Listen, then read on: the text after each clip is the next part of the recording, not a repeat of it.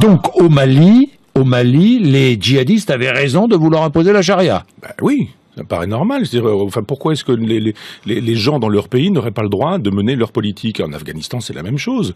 Pourquoi est-ce qu'on a des problèmes de terrorisme aujourd'hui? Les musulmans sont pas des imbéciles non plus. C'est-à-dire, on leur mène une guerre chez eux.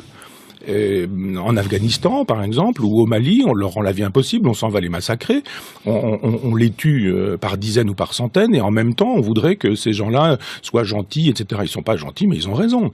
Autant je suis sur une lutte athée en disant que l'islam ne me convient pas, autant que l'islam est dangereux. Mais autant je trouve que sur le terrain politique, il n'y a aucune raison pour qu'on aille faire la loi chez les autres. Pourquoi est-ce qu'on fait la loi chez Kadhafi, par exemple? Pourquoi est-ce qu'on fait la loi au Mali, et pourquoi est-ce qu'on la fait pas au Pakistan? Pourquoi est-ce qu'on la fait pas au Qatar? Pourquoi est-ce qu'on la fait pas à Cuba? Ou pourquoi est-ce qu'on la fait pas en Chine?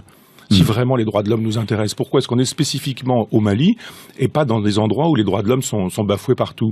Alors, moi, je trouve normal qu'au Mali, où il m'est arrivé d'aller, la politique puisse exister.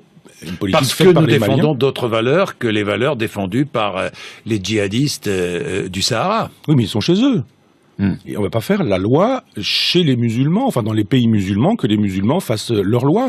Pourquoi est-ce qu'on n'intervient pas en Israël? Pourquoi il faut arrêter de vouloir faire la politique coloniale qui est la nôtre dans des pays sous prétexte que ce serait les droits de l'homme qui nous animeraient. Ce ne sont pas les droits de l'homme qui animent Hollande au Mali. Если говорить, например, опять же, той же самой цитаты из Корана, «Вама арсальнака ля рахмата лил аламин». Мы, говорит Господь миров, тебя, обращаясь к пророку Мухаммаду, не спаслали для миров в качестве божественной милости. То есть на сегодняшний день всего лишь 1/1000, может быть 10-тысячная из числа мусульман оказалась в системе так называемого международного терроризма. Это может быть 0,1%. Но эту тему, исламский терроризм, эти ребята, сколько им было, 18-20 лет? Они, кстати, родились во Франции или нет? Французы они. Они французы. Родились во Франции. То здесь очень важный нюанс, который никто не учитывает. Постоянно обобщают. Мусульмане. Это очень маленький процент. Раз. Во-вторых, в большинстве случаев пополняют ряды террористических различного рода группировок, которые, опять же, очень хорошо финансируются, в первую очередь, все-таки Западом, в своих интересах экономических и политических, пополняют молодые. И их ни в мечетях, ни в семьях никогда этому не учили. Посмотрите, 14 с лишним веков ислама. Такого понятия, как терроризм, оно начало появляться только после Афганистана, между Америкой и Советским Союзом, когда все это происходило. В исламе такого не было. С точки зрения, то есть самое большое оскорбление для мусульман есть то, что вот эту всю грязь, может быть даже, да, мусульмане 1,5 миллиарда почти отвечают как бы за этот 0,0 там, 10-тысячную% из их числа, но в большинстве своем это люди, которых воспитало сегодняшнее телевидение, французское в том числе, где постоянно говорилось «исламский терроризм». У них уже с учетом нейронных путей в голове, что это именно исламский, что это часть нашей религии. Но, я вам говорю, мне самому 41 год, и я сам по национальности татарин. 27 лет я религиозно практикующий.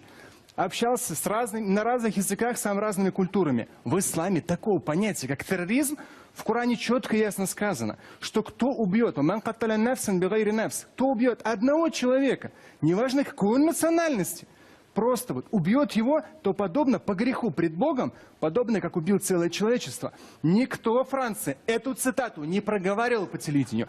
Если говорили, то только исламский терроризм. А вот такого рода вещи, то же самое пророк Мухаммад говорил. Верующий человек – это тот, рядом с которым люди, вне зависимости от национальности, вероисповедания, люди чувствуют себя в безопасности. Всегда раньше мусульмане излучали собой безопасность.